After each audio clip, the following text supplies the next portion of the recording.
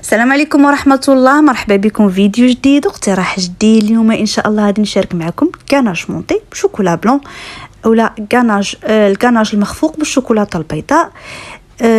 غادي ان شاء الله غتستعملوه في الحشو ديال لاير كيك اولا الكيك ديزاين. غادي ينجح معكم 100% الا تبعتوا المقادير والطريقه. غادي نحتاجوا 250 غرام ديال الشوكولاته البيضاء من نوعيه جيده، وغادي نحتاجوا معها 250 مليلتر ديال الكريمه سائله. من الاحسن تكون مسوسه، يعني ما تكونش هذيك الحلوه، تكون مسوسه. الا كانت حلوه ماشي مشكل. غادي هذيك 250 مليلتر ديال الكريمه غادي نسخنوا منها 150 مليلتر، غادي نخليوها يعني تسخن مزيان فوق البوطه، و100 مليلتر غادي نخليوها جانبا بارده.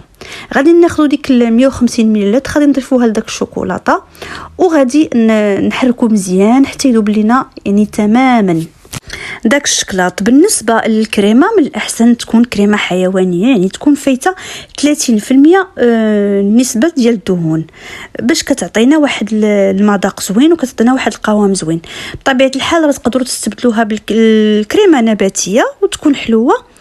هو ماشي نفس المذاق، يعني الاخرى كتكون شويه ديك الحلاوه زايده وما كيكونش يعني طالعه في لا ماتيير غراس. هذه كتكون زوينه، يعني الا لقيتوها اولا توفرت لكم استعملوها هي.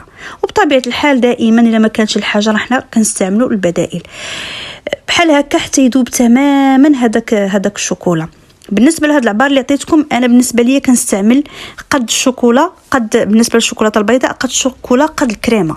ولكن الا كنتو غتستعملوا مثلا بيستاش، البخاليني ديال بيستاش اولا البخاليني ديال اللوز اولا شوكولا اولا شي حاجه، فانتوما دائما غديروا 1.5 غتجيكم هي هذيك. يعني دائما القياس ديال الشوكولا ضربوه في 1.5. الا كنتو غديروا شي مثلا البخاليني ديال اي حاجه اولا الشوكولا اولا اي حاجه، بالنسبه لي انا غنكهها غير بلا فاني، فانا درت يعني نفس القياس 250 غرام 250 مليلتر. بعد ما داب لي داك الشكلاط تماما صافي ضفت ليه هذيك الكريمه البارده، عفوا ضفت ليه ديك الكريمه البارده. غادي نتاكد من ان ما بقات عندي حتى شي تكتلات الشوكولا صافي، وغادي نخليه جانبا. بالنسبه لكم الا عندكم البغا ميكسور فانتوما ضربوه في البغا ميكسور. هنا غادي نغطيه بالبلاستيك الغذائي، والبلاستيك يكون ملامس للسطح ديال داك الكناج، وغادي نخليوه ليله كامله في الثلاجه. كنتو زربانين فانتوما ديروه في الكونجيلاتور مثلا في المجمد واحد 2 ساعات وخدموا به، اولا تقدروا غير في الثلاجه تخليوه واحد 6 ديال السوايع، ولكن على قد ما خليتوه بحال ليله كامله كان احسن. صافي غادي نغطيوه وغادي نخليوه كيف ما قلت لكم ليله كامله، ومن بعد غادي نطلعوه.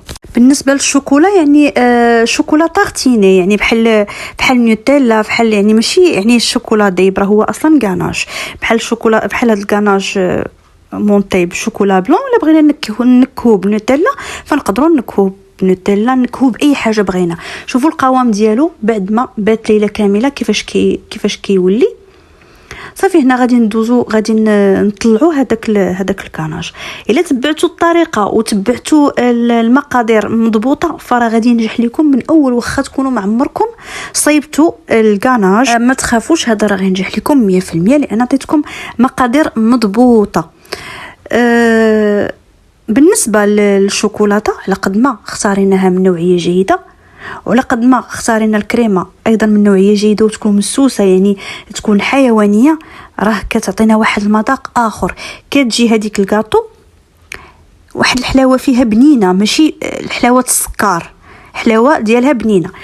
هنا غادي نبدا نطلع في الكاناج. اول حاجه غادي نطلعها غادي ندير البيتران على يعني ما غاديش نديرها مجهده، غير واحد 2 ومن بعد عاد فاش غنبدا نطلع داك الكاناج، يعني نديروها على سرعه منخفضه في الاول، ومن بعد صافي نعليو البيتران بحال هكا صافي ونخليوه يطلع.